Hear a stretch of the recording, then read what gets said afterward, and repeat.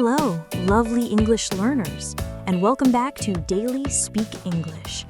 I'm Emily. And I'm Alex. It's wonderful to have you here again, friends. Today's episode is a very special one. It's all about how to apologize in English naturally. Yes, that's such an important topic. Everyone makes mistakes sometimes, right? Exactly. And knowing how to say sorry in a kind, natural, and confident way is a big part of communicating well. Absolutely. It's not just about the words, it's about emotion, tone, and respect. That's right. So today, we'll explore how to say sorry in different situations, how to sound polite, and how to express your feelings clearly in English. We'll also share some real-life examples and small stories to help you understand not just what to say, but how to say it. So, sit back, relax, maybe grab a cup of tea, and let's start learning together. Okay, Emily, let's start with a simple question. Why is apologizing so powerful? Good question. I think it's powerful because it shows respect and empathy. When we say sorry, we are saying, I care about your feelings. Exactly. And that's something that connects all humans, no matter what language we speak. That's so true. In English, there are many ways to say sorry, from a simple, I'm sorry, to more emotional or polite phrases like, I apologize, or I didn't mean to. Right. And it's not just the words, but the way you say them. Yes, the tone matters a lot. If you say it gently, with a kind voice, it sounds more sincere. Let's start with the most common phrase, I'm sorry. A classic one. You can use it in almost any situation. For example, if you bump into someone on the street, you can say, oh, I'm sorry. Or if you forget to reply to a message, you can say, I'm sorry I didn't text you back. Simple, honest, and kind. But sometimes I'm sorry alone might not be enough. That's true. Sometimes we need to explain why we're sorry. For example, I'm sorry I was late. The traffic was terrible. Exactly. You're showing that you understand what went wrong and you care about it. That's a great way to sound natural in English. Don't just say sorry, add a reason or feeling. For instance, I'm sorry I forgot your birthday. I feel really bad about it. Yes, that extra part makes it sound real and from the heart. Now, Emily, some English learners ask, what's the difference between I'm sorry and I apologize? Great question. I'm sorry is more casual, friendly, and used in daily life. I apologize is more formal and polite. Right, and it's often used when you want to sound serious or official. So, learners, remember, I'm sorry is warm and personal, and I apologize is formal and polite. Now, Emily, sometimes people feel shy about saying sorry. Why do you think that happens? I think it's because apologizing means admitting we made a mistake, and that can feel uncomfortable. True, but I believe saying sorry actually makes us stronger, not weaker. Absolutely. It takes courage to say sorry. It shows maturity, understanding, and emotional intelligence. So, if you ever feel nervous about apologizing in English, don't worry. You're learning one of the most human things, empathy. That's beautifully said. Apologizing is not about being perfect. It's about being kind. Let's look at some soft ways to say sorry, ways that sound gentle and friendly. Okay, one common phrase is, oops, my bad. Ah, yes, that's informal and friendly. You can use it with friends when it's a small mistake. For example, oh, I took your pen. My bad. Or, oops, I forgot to bring the book. My bad. That's a fun and relaxed way to apologize. And then there's sorry about that. a quick and natural one. Yes, sorry about that works in many small situations, like if you spill water or talk too loudly. It sounds polite, but not too serious. And sometimes we say, oh, I didn't mean to. That's a great one. It shows your action wasn't intentional. Right. For example, I didn't mean to hurt your feelings. Or, I didn't mean to interrupt you. Those are very natural and useful phrases. And when you want to show deeper emotion, you can say something like, I'm really sorry. Yes. Adding really or so makes it stronger. Like, I'm really sorry I hurt your feelings. You can also add a reason or feeling. I'm really sorry for being late. I know your time is important. That shows not only the mistake, but also respect for the other person. Exactly. And that's what natural English conversation is all about, being thoughtful and kind.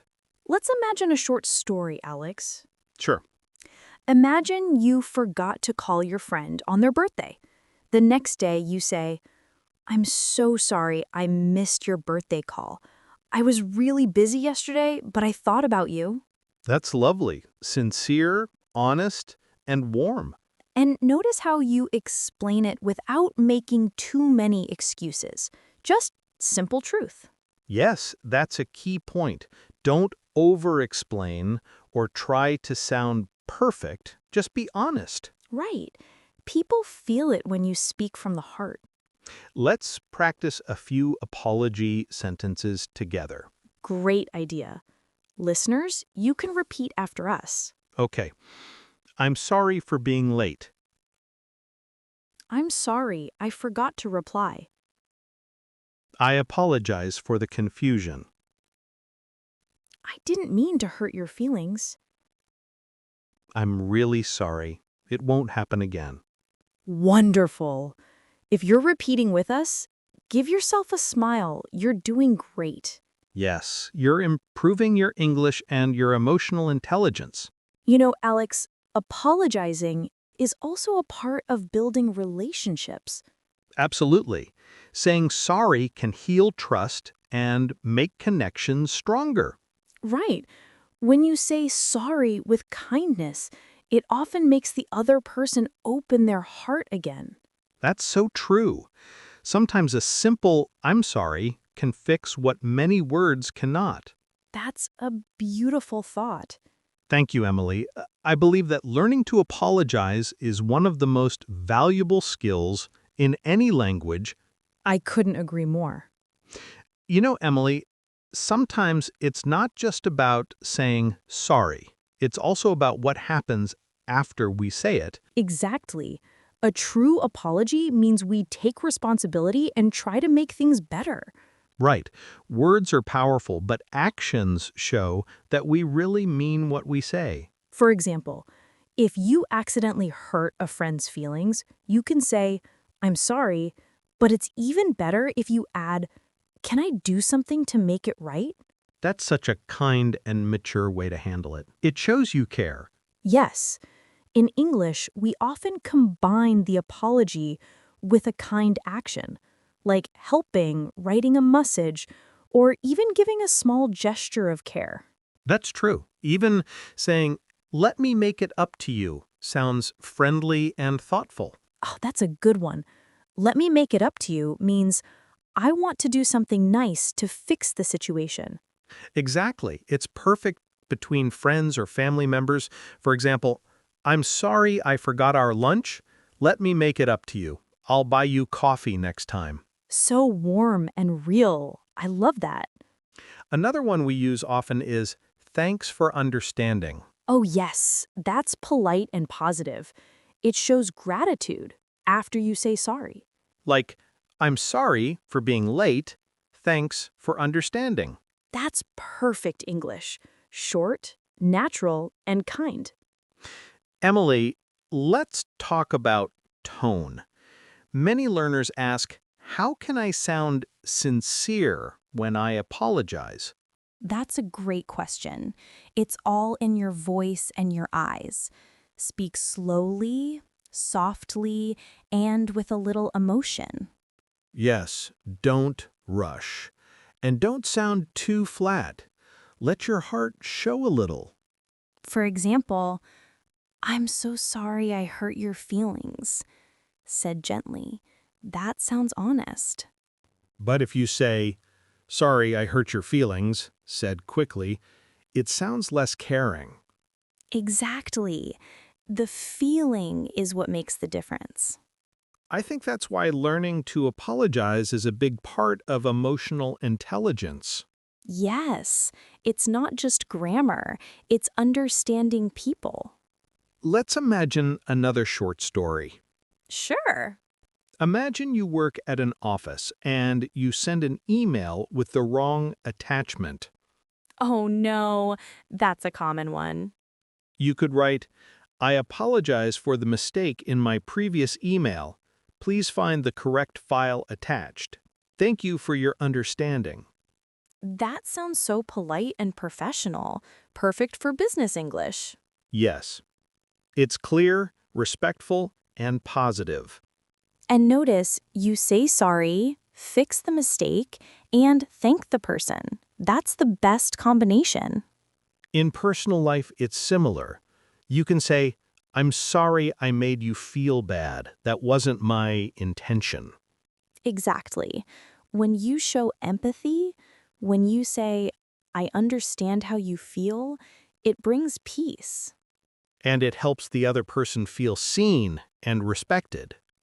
Let's also talk about how to accept an apology because that's just as important.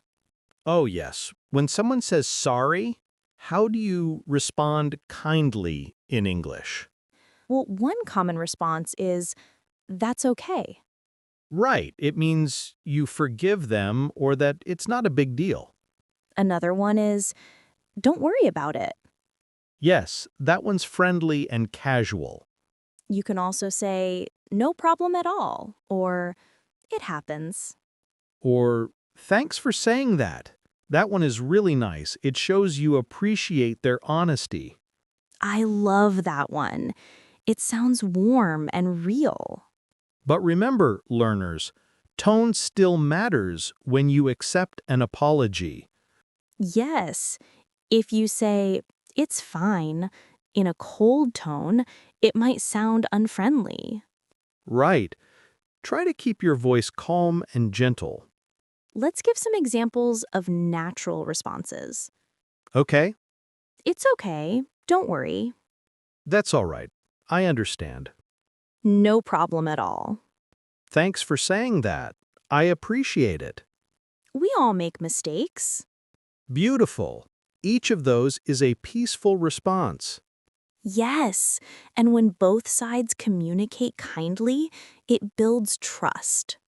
You know, Emily, sometimes people say sorry too often, even when they don't need to. Oh, yes, especially English learners. They often say sorry for everything. Right, like, sorry, can you repeat that? Or, sorry, can I ask a question? That's very polite, but sometimes you can use other expressions. For example, instead of, sorry, can you repeat that? You can say, could you say that again, please? Yes. Or instead of, sorry to bother you, you can say, excuse me, could you help me? That's a great point. It's not wrong to say sorry, but use it when you really mean it. Exactly. Too many sorries can make you sound unsure or nervous. But a sincere sorry at the right time, that's powerful. Absolutely. And remember, being polite is not just about words, it's about energy and respect. Yes, even when you don't use sorry, you can still sound kind with your tone and body language. A smile, a soft voice, and good eye contact go a long way. That's true. And you know what I love, Emily? What's that? When people say, thank you for your patience, instead of sorry for the delay. Oh, yes. That's such a positive way to speak. It changes the feeling completely. It focuses on gratitude instead of guilt. So true. Let's compare. Sorry for the delay sounds apologetic, but thank you for waiting sounds grateful and kind. That's a wonderful tip for our listeners. Use gratitude instead of apology when possible. Exactly. It helps you sound more confident and emotionally balanced in English. So friends, we've learned many things today. How to say sorry, how to show empathy, and how to accept apologies gracefully. Yes. And we also learned that tone, emotion, and honesty are the heart of every good apology.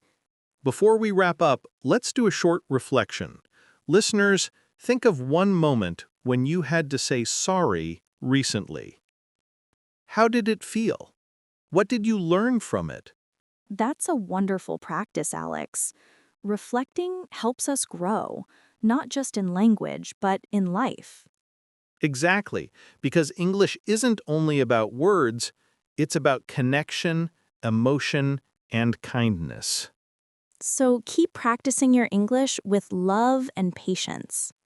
Yes, and remember, mistakes are just small lessons. Saying sorry is how we turn them into growth. Beautifully said. Thank you, Emily. And thank you, dear listeners, for sharing your time with us. We're so proud of you. Keep learning, keep speaking, and keep smiling. Until next time, stay kind, stay curious, and stay confident in your English. Goodbye, everyone.